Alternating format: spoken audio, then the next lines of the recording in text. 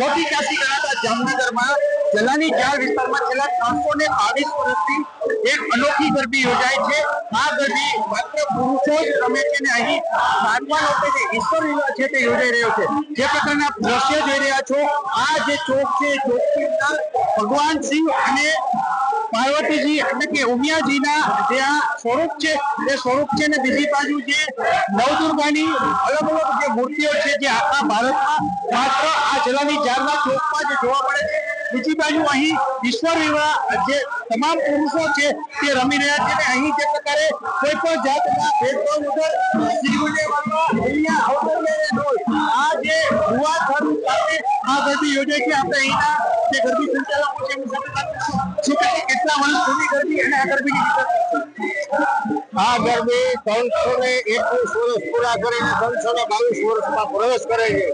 આ ગરબી જલાની જાળ ગરબી છે અને માતાજીના તમે નવદુર્ગાના 9 સ્વરૂપો તમે જુઓ છો તો એ અલગ અલગ સ્વરૂપો છે અને માતાજીના શ્રીંગાર સાથે છે।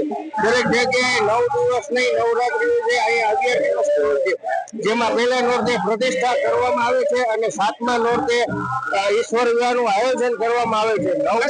ઈશ્વર વિવાહ છે એમાં કોણ કોણ ભાગ લે છે એની વિશેષતા શું હોય? આ ઈશ્વર વિવાહની અંદર દરેક પુરુષો દ્વારા લેવાની આ ગરબી છે અને દેવીદાસ ગ્રુપ ઈશ્વર વિવાહનું ગાન કરવામાં આવે છે અને જ્યોતિઓ અને જોતો ફરજિયાત છે આ ગરબીની અંદર।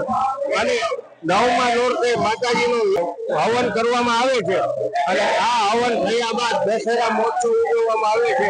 દશેરાની રાત અને અગિયારસની વહેલી સવારે રથકામોટી કંકાઈ માતાના છંદ વિદાય માતાજીને આપવામાં આવે છે। છંદ આધારિત આ ગરબી જોવા મળે છે। શિવને વરમાં અવતરિયાને આવેલી છંદો છે, આ છંદો આધારિત પુરુષો છે તે કોઈ દર જાતના નાત જાતના ભેદભાવ વગર આ છંદ અને ખાસ કરીને નોબત ના તાલે આ છંદ ગાઈને આ ઈશ્વર વિવાહ સંપન્ન કરે છે। દેશ હું આફ્રિકા નાઇરોબી કેન્યામાં રહું છું।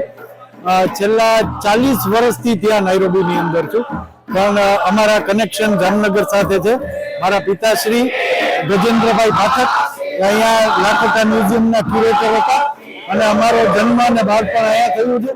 એ પોતે મોટા એસ્ટ્રોલોજર પણ હતા અને અમારા ઘરની અંદર ઈશ્વર વિવાહ દર વર્ષે શ્રાવણ મહિનાની અંદર અમે ઘરે પણ કરતા હોઈએ છીએ। આજે પહેલો પ્રસંગ છે કે અમે અહીંયા જલાની જાળની અંદર આ ઈશ્વર વિવાહની અંદર મારી ઘણા વર્ષોથી ઈચ્છા અને સંકલ્પ હતો કે એક વખત હું અહીંયા પોતે આવી જઈશ। અમારા મહિધરભાઈ ને આવા બધા ફ્રેન્ડ્સના હિસાબે આજે આ મોકો અમને મળ્યો છે।